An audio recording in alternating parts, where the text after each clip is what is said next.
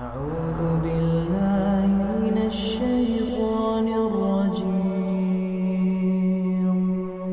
بسم الله الرحمن الرحيم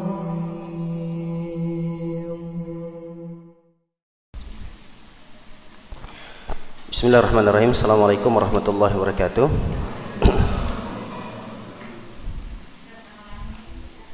Taqaddam antum biar jangan terlalu sempit sana. Jadi bapak-bapaknya enggak terlalu sempit.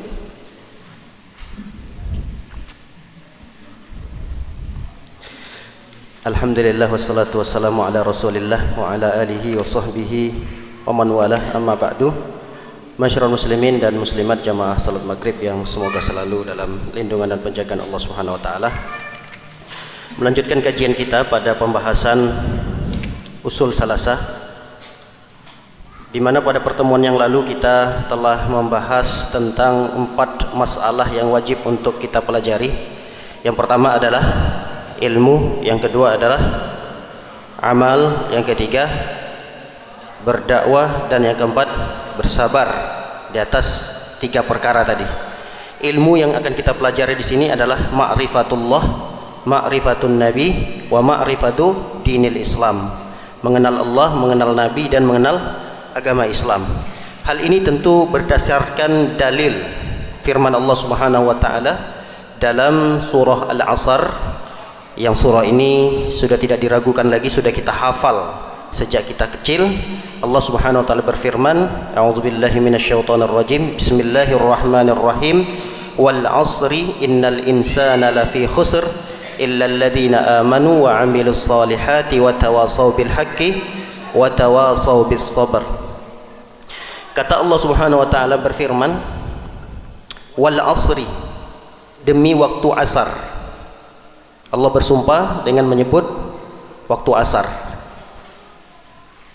Apakah boleh kita bersumpah demi makhluk? Bolehkah kita bersumpah menyebut nama makhluk? Tapi Allah di sini boleh. Karena Allah Subhanahu wa taala la yus'al amma yaf'al. Allah tidak dipertanyakan apa yang Allah lakukan, tapi kita yang akan mempertanggungjawabkan setiap apa yang kita ucapkan dan apa yang kita perbuatkan. Kalau Allah tidak. Dan menunjukkan, kata para ulama, bahwa ketika Allah bersumpah menyebutkan nama makhluknya, itu menunjukkan makhluknya spesial. Allah tidak akan mungkin menggunakan media sumpahnya dengan nama makhluk kecuali makhluk itu punya keutamaan. Coba kita lihat, Allah bersumpah dengan wattini wazaitun, demi buah tin dan buah zaitun. Allah bersumpah wassama'i wattariq, Allah bersumpah dengan menggunakan media makhluknya, langit, bumi, dan seterusnya. Ini menunjukkan bahwa makhluk tersebut spesial di sisi Allah Subhanahu wa taala. Sama seperti waktu asar. Ini waktu asar bukan waktu yang biasa, tapi dia ada keistimewaan di sisi Allah Subhanahu wa taala. Dilanjutkan oleh Allah Subhanahu wa taala. Ingat, perlu kita garis bawahi, biasanya kalau Allah sudah bersumpah, itu pasti ada informasi penting yang Allah ingin sampaikan. Setiap surah yang kalau kita lihat Allah bersumpah di awal, misalnya wasyamsi waduhaha wal qamari idza talaha, itu banyak sekali tuh sumpah Allah. Nanti akan ada informasi penting yang Allah sampaikan. Sama di sini seperti yang akan kita bacakan, wal asri, demi, kata Allah, demi waktu asar. Lalu kemudian informasi apa yang Allah ingin sampaikan? Innal insana lafi khusrin, sesungguhnya setiap manusia dalam kondisi merugi. Ini perlu kita catat karena kita termasuk bagian daripada manusia itu. Setiap manusia, kata Allah, dalam kondisi merugi. Tidak ada pengecualian. Saat ini tidak ada pengecualian sampai di ayat ini. Kenapa? Karena menggunakan alif lam. Alif lam ini lil istighraqiyah. Kalau dalam belajar nahwu itu ada namanya lil istighraqiyah. Alif lam yang menunjukkan pencakupan, penyeluruhan. Semua manusia masuk dalam kategori merugi. Cuma di ayat yang berikutnya, ini yang perlu kita garis bawahi. Ada pengecualian-pengecualian yang Allah keluarkan dari makhluknya itu dari sifat merugi. Yang pertama yang dikecualikan oleh Allah Subhanahu wa taala adalah illal ladzina amanu, kecuali orang-orang yang beriman. Enggak mungkin seseorang itu bisa beriman kecuali dia berilmu.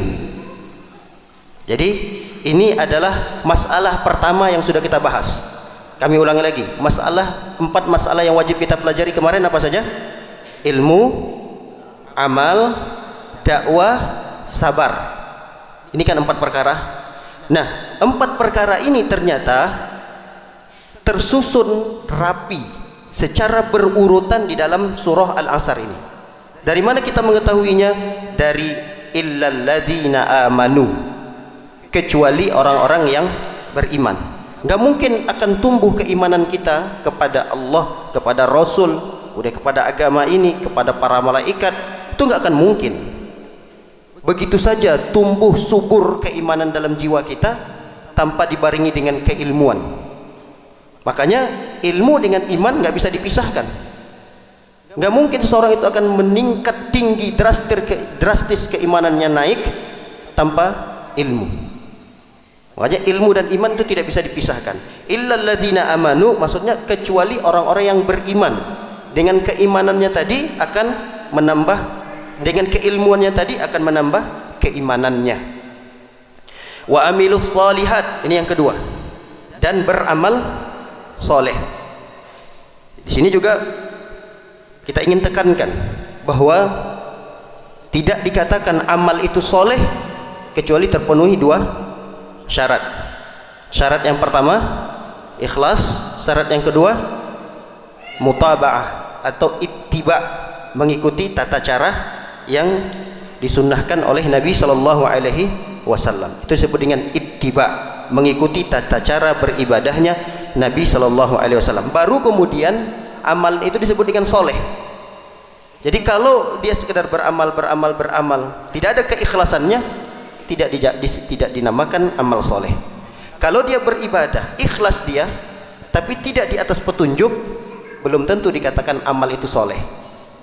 Bisa jadi dia hanya sekedar beramal, tapi tidak ada label solehnya. Makanya di poin yang kedua ini, wa amilus shalihat, beramal, tapi ditambahkan soleh, supaya kita memenuhi 2 syarat terpenuhnya amal soleh tersebut.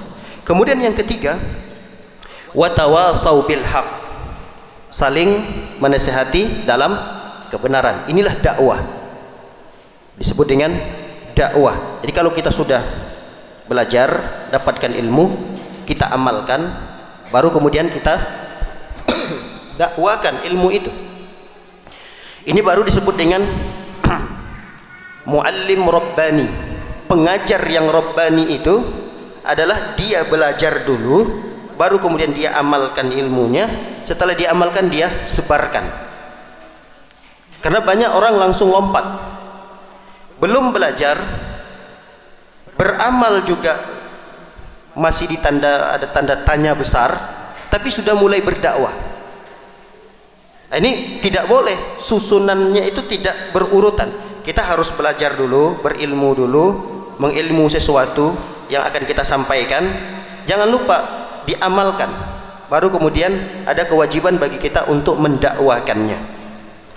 Karena kita banyak sekarang melihat orang baru tobat kemarin, karena dia tokoh, diberikan majelis, diberikan panggung untuk bicara agama. Kita kenal betul nih sosok orang tersebut, walaupun dia tokoh terkenal, tapi dia tokoh dalam masalah seni. Apalagi seninya suatu hal yang diharamkan dalam Islam. Dia itu penyanyi, sudah kenal sekali dari sejak dia muda sampai dia tua, hanya sekedar dia mungkin bergelar haji atau apa-apa, kemudian diberikan panggung untuk bicara agama. Yang ada adalah kerusakan yang timbul, penyesatan. Makanya dalam Islam tidak boleh seseorang itu diberikan panggung sebelum betul-betul dia sungguh-sungguh dalam menuntut ilmu. Bukan artinya kita tidak boleh berdakwah, boleh, silahkan berdakwah, tapi sesuai kapasitas ilmu yang sudah kita dapatkan. Jangan kita bicara sesuatu yang kita belum mengilmuinya. Kita duduk di kajian. Habis kita duduk kajian, kita dapat ilmu. Pulang, apa yang kita dapatkan tadi boleh kita informasikan kepada anak kita, pada istri kita, pada saudara kita, tidak ada masalah. Sebatas yang kita dapatkan. Tapi ketika kita duduk di suatu forum, suatu panggung, kemudian berbicara agama yang tidak ada dasarnya, bahkan hanya sebatas logika yang dia kemukakan, ini tidak benar. Tidak benar. Islam adalah agama yang mengajarkan kaum muslimin untuk kritis. Kaum muslimin harus kritis. Dia tidak boleh ngangguk-ngangguk begini saja mendengarkan ceramah dari seorang ustadz. Dia tidak boleh mengambil informasi dari seorang ustadz tanpa ada dasar apapun. Dia harus bertanya, "Ustadz, tadi saya mendengarkan bahwa ustadz menjelaskan tentang amalan sholawat A, B, C. Bolehkah saya tahu penjelasan dari tuntunan Nabi Shallallahu Alaihi Wasallam? Barangkali ada hadis yang sahih menjelaskan itu." Ini namanya kaum muslimin yang kritis. Jadi dia tidak melakukan satu ibadah kecuali ibadah itu sudah jelas pasti datangnya dari Nabi Shallallahu Alaihi Wasallam. Wa amilus salihat, yang kedua beramal soleh, yang ketiga watawasau bil haq, yaitu berdakwah atas kebenaran yang sudah dia dapatkan, yang terakhir watawasau bis sabr, dan saling menasihati di atas kesabaran. Sabar atas apa? Pertama, menuntut ilmunya. Yang kedua, bersabar dalam mengamalkan ilmu yang dia pelajari. Yang ketiga adalah bersabar dari penyampaian dakwah dari ilmu yang dia dapatkan. Jadi yang pertama tadi kita menuntut ilmu, yang kedua kita mengamalkannya, yang ketiga kita berdakwah, yang keempat kita bersabar. Ini sabar pada apa? Pada hal yang pertama, menuntut ilmu butuh kesabaran. Kemudian mengamalkan ilmu itu juga butuh kesabaran. Kemudian berdakwah juga butuh kesabaran. Nggak bisa kita menuntut ilmu kalau tidak sabar. Udah sehari, 2 hari, 3 hari, sebulan paling lama bubar. Apalagi belajar bahasa Arab. Antum pernah ikut belajar bahasa Arab? Insya Allah pernah lah ya. Ada yang bertahan sampai sebulan, ada yang setahun, ada yang 2 tahun, ada yang Masya Allah istiqomah. Sampai ada jamaah itu sudah hampir 7 tahun. Dari 30 orang sekarang tinggal 2 orang. Tinggal 2 orang. Belajar bahasa Arab itu memang agak berat, apalagi udah semakin tinggi pelajarannya, udah belajar nahu sorob itu udah semakin pusing.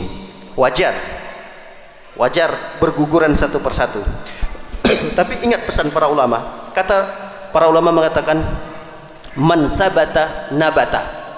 Ini kaidah yang Masya Allah luar biasa dari para ulama. Man sabata nabata, siapa yang dia kokoh istiqomah maka dia akan tumbuh. Nabata itu tumbuh. Jadi kalau orang ya sabat itu dia kokoh, kemudian istiqomah melakukan sesuatu yang dia sudah kerjakan, dia terus istiqomah, itu akan ada pertumbuhan yang terlihat pada dirinya. Saya melihat orang tersebut, dia sudah hampir 7 tahun pelan, sabar dia belajar. Ternyata ketika saya tanya, kira-kira selama sekian tahun belajar Pak, apa yang didapat? Alhamdulillah Ustaz, sekarang ini kalau saya baca Quran sudah mulai sedikit-sedikit saya paham. Kemudian kalau saya mendengarkan ceramah itu disampaikan hadis, 2 kata atau 3 kata yang terdengarkan dari lisan Ustaz itu, saya langsung bisa cari teks asli hadisnya. Nabata itu tumbuh, walaupun pelan tumbuhnya, pelan, karena bersamaan dengan urusan-urusan, pekerjaan-pekerjaan, kesibukannya, apalagi dia sudah berkeluarga. Intinya kalau kita ingin belajar apapun pelajarannya, tidak hanya bahasa Arab, apalagi kajian kitab, itu kan kajian yang monoton sekali. Beda dengan kajian tematik. Tematik itu cari tema yang enak, yang asik, jamaah akan terhibur. Pulang ada yang dibawa, walaupun tidak banyak, karena tematik itu kajian yang ada ilmu di situ, tapi kadang tidak banyak yang kita dapatkan.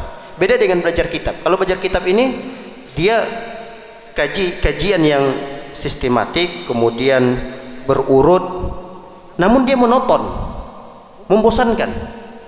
Makanya disinilah butuh kesabaran itu. Ketika kita mendapatkan, kok bosan ya, kita harus kuatkan lagi kesabaran kita. Makanya Allah Subhanahu wa taala berfirman, ya ayyuhalladzina amanu sabiru wasabiru. Wahai orang-orang yang beriman, bersabarlah kalian dan kuatkan kesabaran kalian. Tidak cukup hanya bersabar. Kadang-kadang kesabaran itu butuh motivasi lagi. Kita harus lihat, Masya Allah, ini bapak ini aja udah umurnya sekian, umurnya udah tua kayak gini, masih rajin ngaji. Kok saya hilang, timbul, muncul, timbul lagi, muncul lagi. Kok bisa saya seperti ini? Itu harus ada pada diri kita. Masya Allah, bapak ini rumahnya jauh sekali dibandingkan dengan saya. Kok dia bisa datang ya? Dengan cara-cara seperti ini kadang bisa memotivasi kita untuk menguatkan kesabaran kita lagi. Kadang setan, dia tidak tinggal diam. Dia terus bersemangat dan tidak pernah ada kata putus asa dalam menjadikan seseorang itu bosan. Inilah musuh kita. Dia akan datang dari depan, gagal dari depan, dia dari belakang, gagal dari belakang, dia akan menggoda kita dari kanan, gagal dari kanan, dia akan menggoda kita dari kiri, dan dia tidak ada istirahatnya. Kalau kita yang bosan, berarti kita kalah.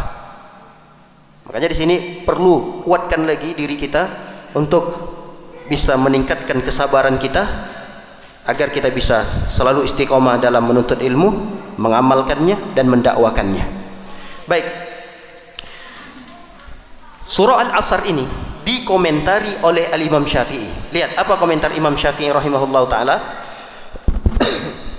Kata Imam Syafi'i, "Law ma anzalallahu hujjatan ala khalqihi illa hadhihi surah lakafathum."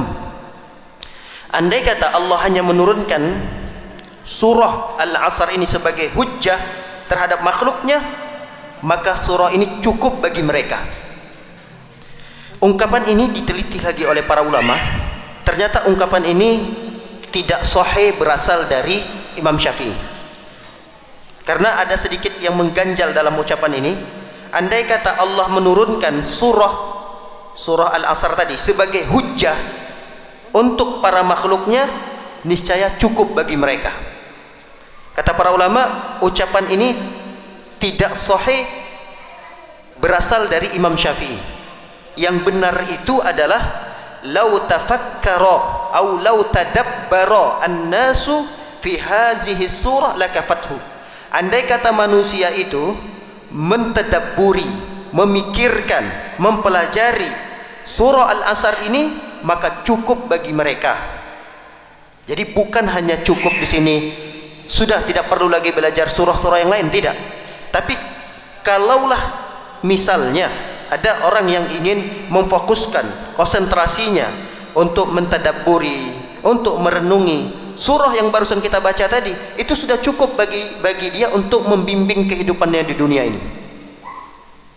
Lihat di kandungan surah Al-Asr tadi, kita dianjurkan untuk menuntut ilmu agar iman kita kokoh. Lalu kemudian kita dengan keimanan, keilmuan yang kita miliki untuk mendorong kita untuk beramal. Setelah kita beramal, dakwakan itu. Kemudian kita bersabar. Ini sebenarnya sudah cukup menjadikan kita sebagai orang yang terbimbing dengan surah ini. Dan Al-Imam Bukhari rahimahullahu ta'ala pernah menuliskan dalam kitabnya Sahih Al-Bukhari, beliau mencantumkan dalam bab kitab tersebut, bab al-ilmu qabla al-qaul wal amal. Jadi ilmu itu sebelum berucap dan berbuat. Ilmu dulu. Jadi sebelum kita berucap, sebelum kita beramal, ilmui dulu. Nah, inilah yang membedakan antara umat Islam selain umat Islam. Coba kita lihat Nasrani. Kenapa Allah Subhanahu wa taala katakan di dalam Al-Fatihah mereka itu sesat? Orang Nasrani, karena mereka itu semangat beramal, tapi tidak ada ilmunya. Amalnya Masya Allah, nggak ada putus-putusnya. Tapi amalan yang mereka kerjakan itu tidak berdasarkan ilmu. Makanya Allah katakan mereka bolin. Sebaliknya, ada orang yang cerdas, pintarnya luar biasa, ilmunya banyak, tapi ilmu itu tidak diamalkan. Mereka lah orang-orang Yahudi yang Allah katakan maghdubu alaihim, al-maghdub alaihim. Mereka-mereka ini terlaknat. Mereka-mereka ini dikutuk oleh Allah Subhanahu wa taala karena mereka punya ilmu tapi tidak diamalkan. Buktinya bahwa orang-orang Yahudi berilmu, mereka itu paham betul sosok Nabi yang terakhir, Nabi Muhammad sallallahu alaihi wasallam. Mengapa kita dapat di dalam sejarah komunitas orang-orang Yahudi itu banyaknya di mana? Dulu di Madinah. Orang Yahudi di zaman detik-detik diutusnya Nabi sallallahu alaihi wasallam, detik-detik diutusnya Nabi sallallahu alaihi wasallam, mereka punya komunitas yang luar biasa yang ada di Madinah, karena mereka paham betul bahwa sosok Nabi terakhir itu diangkat dan diutus menjadi Rasul di tempat itu, karena ada di kitab-kitab mereka bahwa seorang Nabi terakhir akan diutus oleh Allah Subhanahu wa taala di kota di mana pohon kurmanya banyak, dan ketika itu pohon kurma dikenal kebunnya yang sangat luas di Jazirah Arab adalah di Madinah. Makanya mereka jauh sebelum diutusnya Nabi sallallahu alaihi wasallam, mereka sudah mulai pindah ke Madinah, berharap yang menjadi Rasul terakhir yang diutus oleh Allah adalah dari keturunan mereka. Sehingga ratusan tahun, ini ratusan tahun sebelum Nabi lahir, Nabi Muhammad SAW belum lahir, mereka sudah mulai berpindah ke tempat yang dimaksud oleh kitab mereka yang menerangkan Nabi terakhir itu turun di Madinah. Sehingga mereka pindahlah ke Madinah. Ada 3 suku besar Yahudi, ada Qainuqa, Banu Quraizah, dan ada satu suku besar lagi, saya lupa, tidak teringat. Tapi intinya mereka paham betul bahwa sosok Nabi terakhir itu diutus di tempat ini. Dan tidak hanya sebatas itu, mereka tahu tanda-tandanya, tahu Nabi terakhir itu punya tanda-tanda, dan mereka tahu betul. Bahkan dijelaskan oleh Allah Subhanahu wa taala, mereka ini mengilmui tentang Nabi terakhir itu lebih besar keilmuannya kepada Nabi daripada anak-anak mereka. Ya'rifunahu kama ya'rifuna abna'ahum. Mereka itu lebih kenal kepada Nabi terakhir. Sebelum Nabi dilahirkan mereka sudah kenal betul tuh Nabi. Masya Allah. Ini padahal Nabi kita loh, Nabi umat Islam. Tapi mereka orang Yahudi itu sudah mengenal sosok Nabi itu. Bahkan pengenalan mereka terhadap Nabi itu lebih besar daripada anak-anak mereka. Coba saya tanya, kita punya anak. Anak kita ada yang 3, mungkin ada yang 4, ada yang 6. Saya kira kita pasti kenal betul dengan anak kita. Ini anak pertama saya, ini kedua, ketiga, ini yang ke-6. Anak pertama saya namanya ini, sifatnya ini, dia lebih cenderung ke sini, ini anak ini hobinya begini-begini. Kita kenal betul anak-anak kita. Karena memang kita hidup bersama mereka itu banyak waktu yang kita habiskan dengan mereka. Makanya kita kenal dengan anak-anak kita. Tapi ajibnya ini orang Yahudi, mereka bisa lebih kenal kepada Nabi kita. Berarti kan ini orang berilmu banget. Dia lebih mengilmui Nabi SAW daripada mengilmui anak-anaknya. Tapi sayangnya nih orang Yahudi enggak mau beriman aja gitu. Kemudian tidak mau mengamalkan ilmunya itu. Kalau dia sudah mengilmu lalu dia amalkan ilmunya itu, ini Masya Allah, orang Yahudi ini luar biasa. Kalau dia mau saja mengamalkan ilmunya itu, maka derajatnya yang dulu dipuji oleh Allah. Dalam Al-Quran kan Allah banyak ayat kita lihat Allah itu memuji orang Yahudi di zaman itu ya. Jadi umat Yahudi itu selalu diutamakan oleh Allah Subhanahu wa taala karena memang orangnya cerdas-cerdas. Sampai sekarang orang Yahudi itu memiliki kecerdasan. Coba lihat, bahkan dunia ini dikuasai oleh siapa? Orang Yahudi. Orang Yahudi itu kita tidak melihat mana sih negara mereka. Walaupun ada, itu pun masih numpang sebenarnya.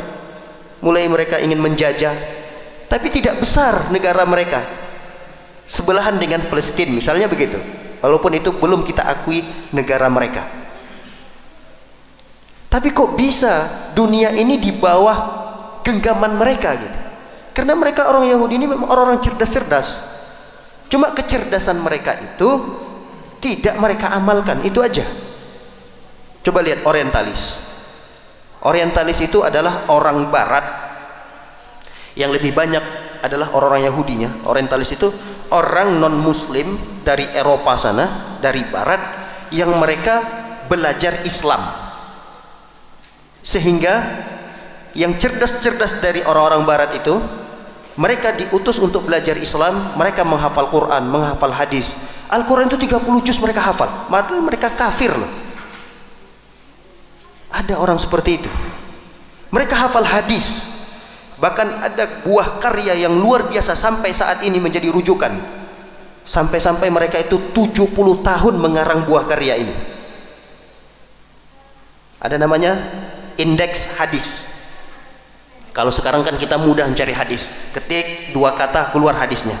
Kalau dulu indeks hadis itu dibuat oleh orang orientalis Yahudi. Mau tahu kitabnya seberapa jilid? Dia tergantung cetakannya. Tapi waktu itu saya pernah melihat kitabnya itu hampir sebesar ini panjangnya. Nah, kalau kita mau pengen tahu nih hadis, misalnya ini hadis riwayat siapa, adanya di mana, di kitab mana hadis ini, itu tadi dilihat dari indeks pencarian hadis tadi. Yang ngarang buku ini orang orientalis Yahudi. Mereka kumpul sekitar 70 orang lebih, mengumpulkan kitab-kitab hadis, mereka baca semua, kemudian ambil perkata, kemudian diletakkan dalam hadis itu. Kemudian nanti memudahkan orang misalnya untuk mencari hadis, dilihat, oh kata ini misalnya Mekah misalnya. Kata Mekah itu nanti dijelaskan oleh mereka. Kata Mekah itu ada di hadis ini. Dalam hadis ini riwayat ini juga ada. Kata Mekah itu dalam hadis ini riwayat ini, dan di dalam kitab ini, kitab ini, kitab ini, kitab ini. Itu buah karya siapa? Orang orientalis. Yang saat ini itu dijadikan pegangan oleh kaum muslimin, bermanfaat bagi kaum muslimin. Tapi kan sayang, mereka nggak dapat pahala jariahnya. Bermanfaat sekali bagi penuntut ilmu untuk mencari teks hadis ini ada di mana, itu menggunakan kitab itu tadi. Tapi sekarang Masya Allah sudah lebih mudah lagi, kita tinggal ketik, keluar langsung hadisnya di mana, di kitab apa. Tapi itu diambil dari karangan orientalis tadi. Nah, maksud saya adalah ada orang yang berilmu tapi tidak mengamalkan. Ada orang seperti itu. Kita jangan sampai masuk dalam kategori dua golongan ini tadi. Jangan sampai kita masuk seperti orang Nasrani yang mereka beramalnya kencang tapi ilmunya nggak ada.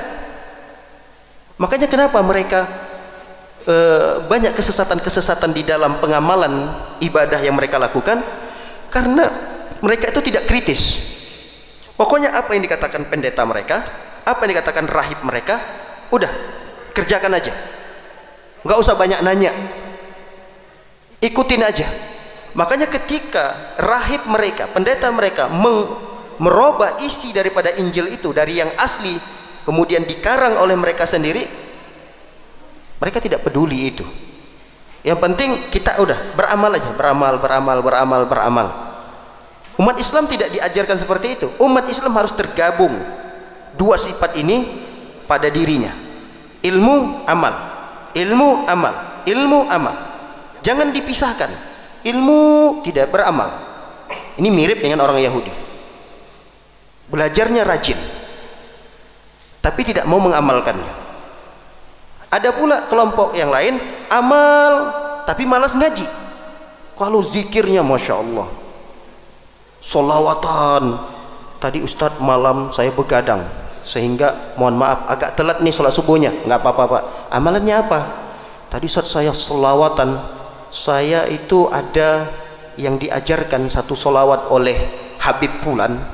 Kalau itu diamalkan, rezekinya akan dimudahkan, rumah tangganya akan disejahterakan, akan kebahagiaan terus melimpah ke rumah tangga dan seterusnya. Banyak keutamaan-keutamaannya. Apa itu solawatnya? Solawatnya ini namanya. Kalau beramal, masya Allah. Pokoknya ada amalan nih yang katanya dari Syekh Fulan, Habib Fulan, Ustadz Fulan, itu langsung diamalkan. Sampai semalaman nggak tidur. Bahkan sholat misalnya, sholat apa namanya? Sholat untuk mendapatkan kekebalan. Hebat atau tidak hebat? Hebat. Sholat niatnya apa? Supaya dapat kebal. Dan itu katanya dikerjakan 7 malam, semalam suntuk, tapi jangan berhenti-berhenti. Kemudian di hari ke-8-nya dia dapat ilmu kebal. Semangat dia melakukan amalan, tapi ilmunya nggak ada, sayang. Islam nggak seperti itu. Islam amal, oh silahkan beramal, tapi lihat dulu, ilmui dulu amalan itu valid atau tidak nih dari Rasulullah SAW. Ada nggak ini? Oh ada. Sahihkah dia? Oh sahih, amalkan. Jadi berilmu dulu baru beramal. Itu umat Islam. Baik para hadirin dan hadirat dimuliakan oleh Allah Subhanahu wa taala.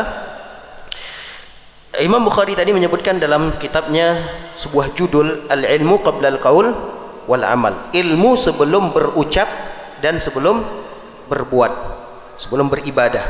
Wad dalil, dalilnya qauluhu ta'ala, firman Allah Subhanahu wa taala, fa'lam annahu la ilaha illallah wastaghfir li dzambik. Fa'lam, ilmuilah, kata Allah, ilmui dulu tentang Allah Subhanahu wa taala, la ilaha illah, bahwa tiada Tuhan yang berhak disembah kecuali Allah. Baru wastaghfir, baru beramal. Apa amalannya? Istighfar. Wastaghfir li dzambika, beristighfarlah kalian dari dosa-dosa kalian. Tapi sebelum kita beramal istighfar itu, ilmu dulu. Ini ayat yang menjelaskan bahwa anjuran kita untuk berilmu baru kemudian beramal. Istighfar saja harus butuh ilmu loh. Istighfar ini kan amalan yang sepele kita lihat, tapi istighfar ini juga butuh ilmu. Sehingga jangan sampai istighfar kita itu 1000 kali tapi kalah dengan orang yang berilmu istighfarnya cuma 1 kali. Itulah bedanya orang berilmu ketika beramal. Orang berilmu ketika beramal, dia bisa mengejar ketertinggalan amalan-amalan. Itu orang berilmu. Ya, orang berilmu kalau dia beramal itu bisa nilainya, bobot kualitasnya itu bisa mengalahkan 20 tahun si A ini beramal. Padahal si B ini baru beramalnya 1 minggu, tapi kualitasnya bisa mengalahkan 10 tahun si fulan ini beramal. Itulah keutamaan orang yang berilmu ketika beramal. Dia beristighfar banyak sekali, tapi dia tidak tahu bahwa dalam salah satu istighfar itu ada sayyidul istighfar. Pernah kan ya? Sayyidul istighfar itu sayyid itu tuannya, rajanya para istighfar itu adalah sayyidul istighfar. Jadi kalau ada orang yang mungkin ratusan kali beristighfar, si fulan ini cuma 1 kali dia baca sayyidul istighfar itu, Allahumma anta rabbi la ilaha illa anta khalaqtani, itu dia lebih afdal dibandingkan orang yang mungkin hanya sekedar istighfar biasa, astagfirullah, astagfirullah, astagfirullah. Lebih afdal sayyidul istighfar yang dibaca. Inilah orang yang berilmu. Ada orang yang beribadah, sholat, masuk dia masjid, sholat pertama dia tahiyatul masjid, kemudian yang kedua tadi barusan berwudu, assalamualaikum, assalamualaikum, niat lagi dia, berdiri lagi, sholat sunnah wudu, kemudian berdiri lagi, sholat yang ketiga qobliyah maghrib misalnya. Berapa kali dia sholat? 3 kali dia sholat kan, dengan 3 kali salam, masing-masing beda-beda sholatnya. Pertama tadi sholat tahiyatul masjid, kemudian dia sholat sunat wudu, yang ketiga dia sholat qobliyah maghrib. Berarti berapa rakaat dia sholatnya? 6 rakaat. Ada orang berilmu masuk ke masjid, dia cukup 1 kali sholatnya, tapi pahalanya sama seperti pahala orang yang 6 rakaat sholat yang dia kerjakan. Gimana caranya? Dia masuk ke masjid, dia gabungkan semua niat itu. Saya mau sholat tahiyatul masjid, saya mau sholat setelah wudhu, dan saya sekaligus sholat qabliyah subuh, qabliyah maghrib. Satu pengerjaan sholat, dia assalamualaikum, assalamualaikum. Dia tidak seperti orang yang kedua tadi, assalamualaikum, berdiri lagi, assalamualaikum, berdiri lagi. Dia cuma 1 kali pengerjaan. Itulah bedanya orang yang berilmu dalam beramal dibandingkan dengan orang yang beramalnya semangat tapi kurang belajarnya, kurang menuntut ilmunya. Baik para hadirin dan hadirin oleh Allah Subhanahu wa taala, fabada'a bil ilmi qabla al qawli wal amal. Ayat ini menjelaskan Allah memulai dengan ilmu dulu, baru kemudian ucapkan istighfar dan amalkan istighfar tersebut. Baik, berikutnya, i'lam rahimakallah. Ketahuilah wahai orang-orang yang si pembaca, maksudnya ketahuilah wahai si pembaca yang semoga Allah merahmati kalian, annahu yajibu ala kulli muslimin wa muslimatin ta'allumu thalasi hadhil masail wal amalu bihinnah. Kata muallif Syekh Muhammad At-Tamimi rahimahullah taala mengatakan, annahu yajibu, sesungguhnya wajib, ala kulli muslimin wa muslimatin, setiap muslim laki-laki dan setiap muslim yang perempuan, ta'allum, belajar, salasi hadhil masail, 3 masalah, wal amalu bihinna, dan amalkan itu. Apa 3 masalah itu? Yang pertama, al-ula, yang pertama, annallaha khalaqana wa razaqana wa lam yatrukna hamala bal arsala ilaina rasulan faman ata'ahu dakhala al-jannah wa man asahu dakhala an-nar. Masalah yang pertama yang wajib untuk kita pelajari dan diamalkan. Pelajari, ilmui, lalu kemudian diamalkan. Apa masalahnya yang 3 itu? Yang pertama disebutkan oleh Syekh Muhammad adalah annallaha khalaqana, sesungguhnya Allah khalaqana. Apa arti khalaqana? Yang menciptakan kita. Wa razaqana, yang telah memberikan kita rizki. Walam yatrukna hamalah. Ingat, Allah tidak akan melepaskan kita begitu saja, tidak akan membiarkan kita begitu saja. Bal arsala ilaina rasulan, bahkan Allah utus kepada kita seorang rasul. Faman ata'ahu, siapa orang yang mentaati rasul tadi, maka dia masuk ke dalam surga, dakhalal jannah. Wa man asahu, dan siapa orang yang memaksiati rasul, membangkang kepada perintah rasul, dakhalan nar, dia masuk neraka. Baik, perlu kita renungi permasalahan yang pertama ini supaya kita paham betul bahwa di permasalahan pertama ini Allah wajib untuk kita tauhidkan dan jangan kita sekutukan. Jadi kita harus mentauhidkan Allah pada permasalahan pertama ini. Perkara tauhid sangat penting dalam kehidupan kita. Kenapa ini adalah perkara yang penting? Karena Allah yang menciptakan kita. Setelah Allah ciptakan kita, Allah berikan fasilitas kita tinggal di dunia ini. Allah berikan kita rizki. Gak ada orang yang hidup di dunia ini, diciptakan oleh Allah hidup di dunia, Allah tinggalkan begitu saja, enggak. Pasti Allah Subhanahu wa taala sertakan fasilitas-fasilitas mendukung untuk kehidupannya di dunia ini. Jadi salah besar kalau ada orang, kita azan muslimah, salah besar mereka-mereka yang hanya fokus kepada kehidupan dunia tapi lupa dengan Allah Subhanahu wa taala, menganggap bahwa kehidupan di dunia ini adalah sebatas kehidupan yang nanti tidak akan dipertanggungjawabkan.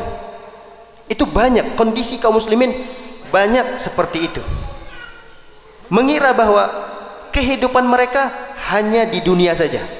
Jadi tidak ada lagi kehidupan setelah kehidupan dunia. Ini adalah pemahaman yang keliru yang perlu kita perbaiki. Kadang kita sudah memperbaiki itu dan paham betul kita ada kehidupan setelah kehidupan dunia. Kita sudah paham itu. tapi kadang tidak tercerminkan dalam perbuatan kita. Coba kita lihat dalam kehidupan kita. Kita tahu bahwa setiap apa yang kita ucapkan, setiap apa yang kita lakukan nanti akan kita pertanggungjawabkan. Ya tidak? Sudah paham kan ini ya? Tapi coba nanti prakteknya. Praktek dalam keseharian, kita kayaknya tidak peduli dengan itu. Tapi kalau kita di masjid duduk merenung seperti ini, iya ya, saya semuanya akan saya pertanggungjawabkan. Apa yang saya lakukan hari ini pasti akan ditanyakan oleh Allah Subhanahu wa taala. Tapi nanti setelah kita merenungi keluar dari masjid, kita udah tidak ingat lagi itu. Masalah akhirat itu sudah kita lupakan.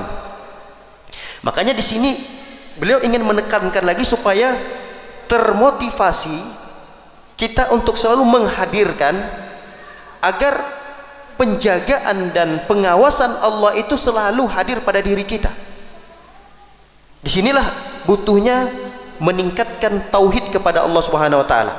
Karena tidak akan mungkin orang itu bisa menghadirkan muraqabah. Muraqabah itu rasa dipantau, rasa diawasi oleh Allah Subhanahu wa taala, kecuali ketika dia memiliki kekuatan tauhidnya, akidahnya kuat. Makanya di sini jelaskan lagi oleh beliau, annallaha khalaqana, sesungguhnya Allah menciptakan kita, warzaqana, dan memberikan kita rizki, walam yatrukna hamalah. Allah ciptakan kita itu tidak dibiarkan begitu saja seperti, mohon maaf, hewan, binatang. Beda dengan ayam, beda dengan kambing. Allah ciptakan, Allah berikan mereka rizki, tapi mereka tidak perlu mempertanggungjawabkan apa yang mereka lakukan. Ya, kecuali nanti ada kezaliman yang mereka lakukan dengan hewan yang lain. Misalnya ayam jago kemudian menzalimi ayam betina. Itu nanti memang ada pertanggungjawabannya di akhirat. Cuma setelah selesai pertanggungjawaban itu, sudah tidak ada lagi perlu mereka dihukum, mereka diiqab, enggak.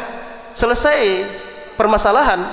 Seperti dalam hadis yang sudah kita ketahui, ada kambing yang bertanduk dengan kambing yang tidak bertanduk di dunia. Ketika kambing bertanduk menanduk ini kambing, maka nanti mereka akan dikisos.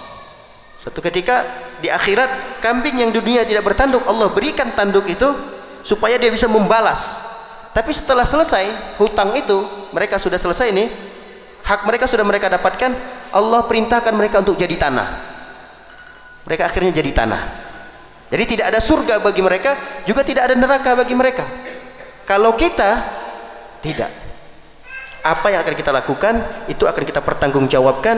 Ketika pertanggungjawabannya itu ternyata tidak baik dan kita tidak bisa menjawab pertanyaan-pertanyaan itu, maka tidak ada tempat kecuali antara neraka dengan surga saja. Itu dua pilihan yang tidak ada pilihan dari selain keduanya.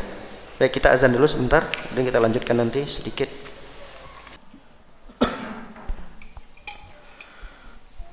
Bismillahirrahmanirrahim. Salatu wassalamu ala Rasulillah wa ala alihi wa sahbihi wa man wala. Baik, penciptaan kita sebagai manusia tidak sama dengan penciptaan makhluk-makhluk yang tidak dibebankan syariat. Makhluk-makhluk yang tidak dibebankan syariat, mereka tidak ada pertanggungjawaban. Kalau mereka mati, mereka tidak dipertanyakan di alam kuburnya, di alam barzakhnya. Mereka tidak dipertanyakan itu. Makanya Allah Subhanahu wa taala setelah menciptakan kita, Allah tidak biarkan begitu saja. Walam yatrukna hamalah. Makanya dalam ayat yang lain Allah Subhanahu wa taala mengatakan, Rabbana ma khalaqta hadza batila. Tidak ada yang sia-sia dari penciptaan Allah Subhanahu wa taala. Dalam ayat yang lain Allah Subhanahu wa taala mengatakan, afa hasibtum annama khalaqnakum abasa? Apakah kalian mengira bahwa kami menciptakan kalian main-main doang?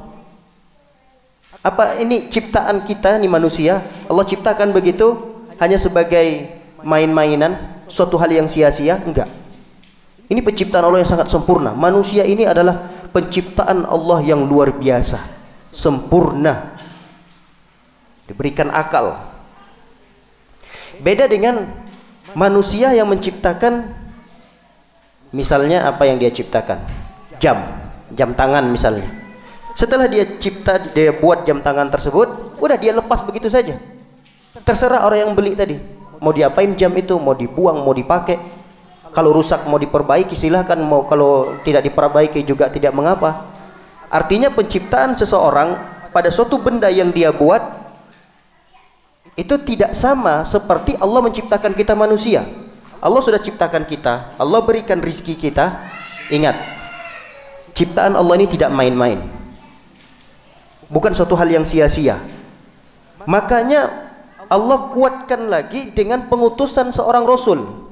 Ini bukti bahwa penciptaan manusia ini di-maintain oleh Allah SWT, dijaga. Cuma ada orang yang tidak memperhatikan ini. Allah tugaskan seorang Rasul supaya menekankan penciptaan manusia ini bukan penciptaan yang main-main loh. Ini bukan penciptaan yang sia-sia. Ini bukan produk gagal. Manusia ini bukan produk gagal. Makanya diutus Rasul Sallallahu Alaihi Wasallam untuk memperbaiki manusia-manusia ini. Rasul sekarang sudah meninggal dunia, tapi kan ada dua pusaka yang ditinggalkan oleh Rasul Sallallahu Alaihi Wasallam, Al-Quran dan hadisnya. Jadi tidak ada ciptaan Allah terhadap manusia yang main-main. Tidak ada yang sia-sia. Semuanya akan dipertanggungjawabkan oleh manusia tersebut. Makanya diutuslah seorang Rasul supaya apa? Supaya tahu tentang siapa itu Allah. Apa gunanya Rasul itu diutus? Supaya bisa menjelaskan mana yang baik, mana yang buruk, mana yang dicintai Allah, mana yang dibenci Allah. Itulah fungsi Rasul itu diutus. Jadi setelah kita diciptakan oleh Allah, kita harus tahu betul aturan-aturan di dunia ini. Jangan sampai kita mengira Allah berikan kita fasilitas di dunia ini seakan-akan kita hidup di dunia ini tanpa aturan. Enggak. Kita hidup di dunia ini sebagaimana kita bekerja di satu perusahaan. Anggaplah seperti itu. Logikanya begitu. Kalau kita diangkat menjadi karyawan di perusahaan itu, apakah kita akan melakukan sesuatu sekehendak kita? Masuk jam berapa terserah kita, pulang jam berapa terserah kita, mau kita kerjakan terserah kita, mau kita tinggalkan terserah kita. Hancur perusahaan seperti itu. Dan gak lama karyawan seperti ini, paling sehari dua hari juga udah ditendang sama perusahaan karena dia tidak mau ikut aturan. Kalaulah perusahaan kecil seperti itu aja punya aturan, bagaimana lagi agama Islam yang begitu besar ini? Tentu agama Islam ini punya aturan. Jadi manusia itu diciptakan oleh Allah, diberikan fasilitas. Nih, diutus seorang Rasul untuk mengatur kehidupan kita di dunia ini. Ini yang membedakan kita manusia dengan makhluk-makhluk ciptaan Allah yang lainnya. Jangan sampai kita menjadi manusia, tapi ketika ditimbang nanti di akhirat, malah kita lebih buruk kondisinya daripada hewan ternak. Itu diceritakan oleh Allah SWT dalam Al-Quran. Ulaika hum kal an'am. Mereka itu seperti al-an'am, hewan ternak. Balhum adol, kata Allah SWT. Bahkan bisa jadi mereka itu lebih sesat daripada hewan ternak. Waliyadzubillah. Jadi orang yang berusaha belajar tauhid ini jangan sampai dia menjadi seperti hewan ternak atau mungkin lebih sesat daripada hewan ternak lagi. Nah, disinilah kita perlu tahu aturan-aturan yang dibuat oleh Allah Subhanahu wa Ta'ala, bahwa kita hidup di dunia ini diberikan fasilitas supaya apa? Supaya mengikuti aturan-aturan yang dikehendaki oleh Allah Subhanahu wa Ta'ala. Fasilitas yang Allah berikan kepada kita bukan tanggung-tanggung. Tidak bisa kita balas, tidak bisa kita bayar. Kalau kita bekerja di perusahaan, mereka berikan gaji ke kita karena ada jasa kita di situ. Jadi ada timbal balik. Perusahaan memberikan kita fasilitas karena kita ada jasa di situ. Kita dengan Allah, coba kita lihat, Allah berikan fasilitas yang begitu banyak kepada kita. Terus apa jasa kita kepada Allah? Ustaz, saya sholat 5 waktu. Sholat 5 waktu kita itu untuk membayar fasilitas Allah satu saja nggak akan cukup. Anggaplah kita mau bayar, apa sih yang diberikan oleh Allah? Mata diberikan oleh Allah. Mata bisa melihat. Mata kita ini bisa masih membedakan mana warna putih, merah, mata kita masih bisa melihat jarak yang jauh. Coba kalau Allah Subhanahu wa taala minta sama kita 1 jam kita melek harus disewa Rp1.000. 1 jam Rp1.000. Kalau 10 jam kita melek dalam sehari berarti berapa? Kita harus bayar sama Allah sewanya. Berapa? 10.000. Kalikan sebulan. Berapa harus kita bayar? 300.000. Itu baru mata. Anggaplah telinga juga segitu, 200.000. Berarti sudah 500.000. Setiap bulannya harus kita bayar. Nih lisan kita bisa bicara nih, sewanya 100.000 misalnya, 600.000. Apa yang paling mahal yang harus kita bayar? Jantung kita yang masih bisa memompa darah. Coba 1 kali pompa itu nggak usah banyak-banyak lah, Rp100 aja sewanya. Hitungan 1 menit itu berapa kali jantung kita bermompa, berdetak berapa kali? Ada yang pernah menghitungnya 1 menit berapa kali? Tergantung kondisinya ya. Kalau kita lagi lari itu kencang biasanya. Tapi kalau kita biasa ya kira-kira berapa kali lah dalam 1 menit itu. Bayangkan Rp100, nggak usah banyak-banyak. 1 hari berapa ribu kali itu berdetak jantung kita. Jadi fasilitas yang Allah berikan kepada kita ini, yang luar biasa banyaknya fasilitas ini kalau kita mau bayar dengan ibadah kita nggak terbayar. Sehebat apapun ibadah yang kita lakukan, kita bersedekah, kita ngaji, kita sholat, kita puasa, kita ini, kita itu, silaturahmi, banyak ibadah yang kita lakukan. Lalu kemudian ibadah itu mau kita bayar nih ya Allah, ibadah saya peruntukkan untuk membalas fasilitas yang Engkau berikan kepadaku di dunia ini ya Allah. Nggak cukup. Makanya sangat kurang ajar sekali gitu. Kalau ada seorang hamba sudah diberikan fasilitas di dunia, tapi dia menyekutukan Allah Subhanahu wa taala, ini kurang ajar.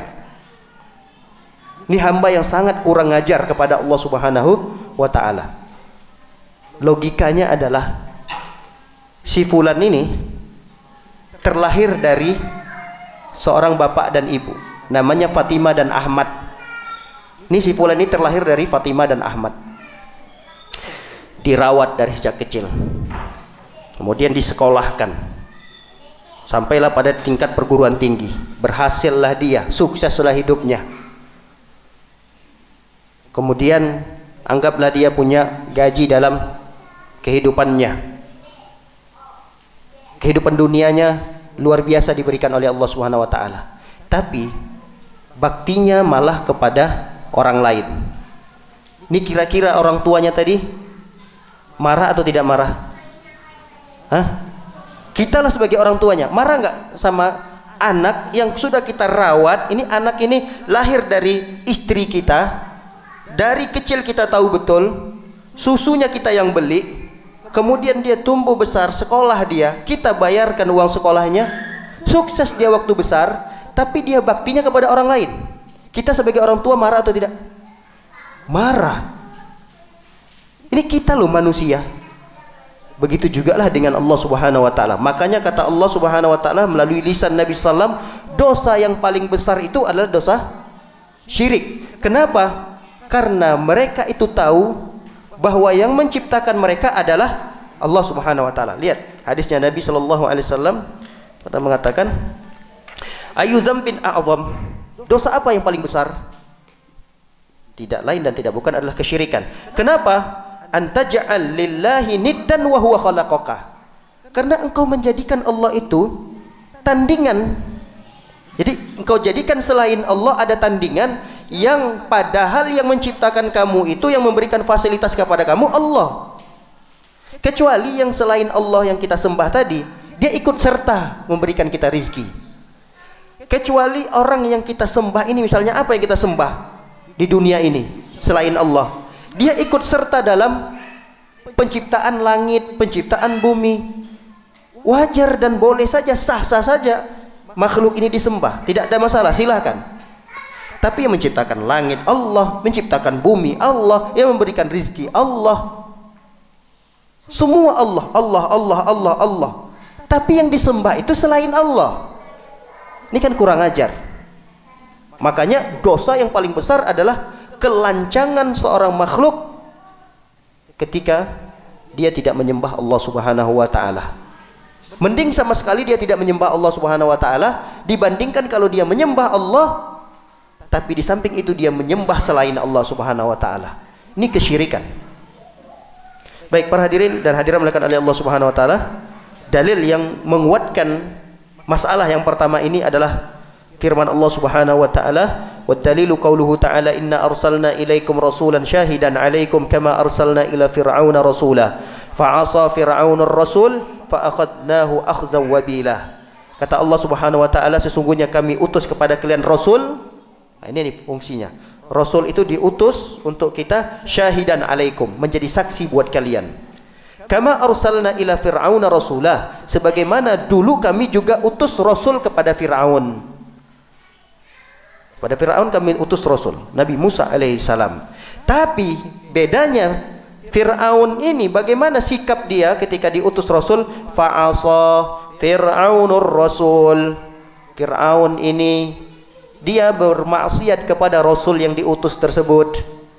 Maka dibalas oleh Allah, fa'akhadnahu akhzan wabila. Maka kami siksa si Fir'aun tadi dengan siksaan yang sangat berat. Lihat Fir'aun di dunia disiksa oleh Allah dengan ditenggelamkan. Setelah dia mati ditenggelamkan dalam kondisi terhina, di alam kubur disiksa oleh Allah Subhanahu wa taala.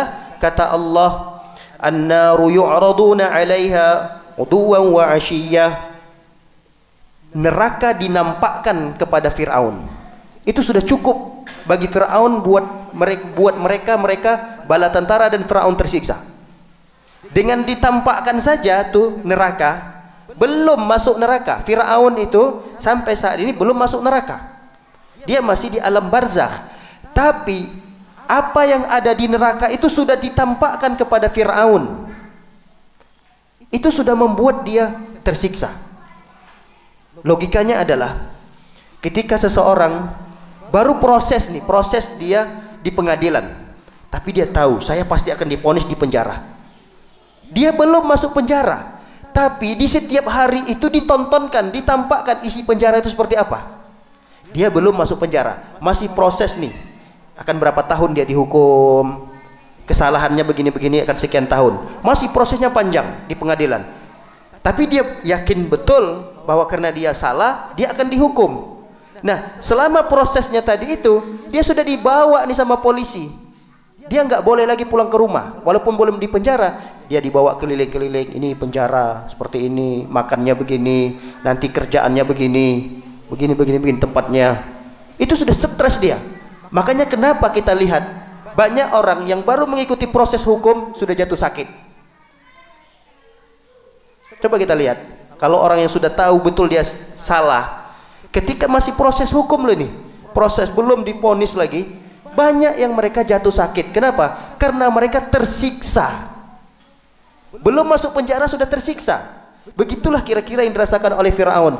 Belum masuk neraka, baru dinampakkan saja di alam barzakh itu neraka begini, siksaannya begini.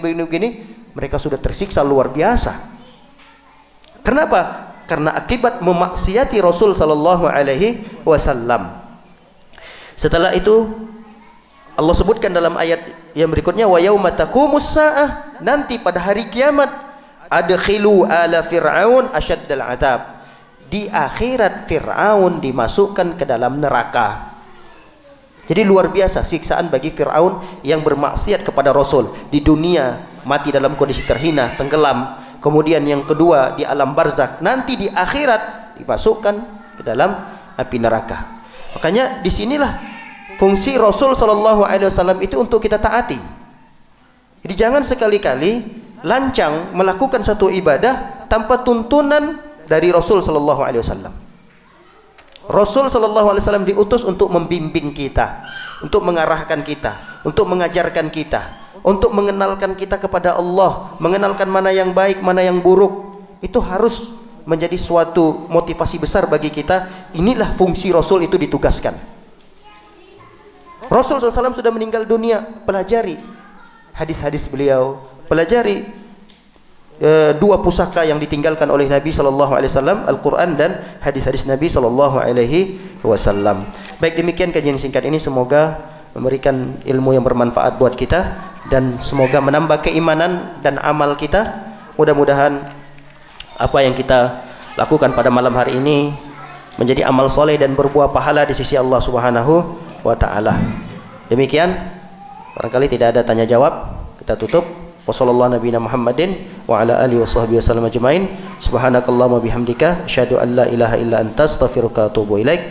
Assalamualaikum warahmatullahi wabarakatuh.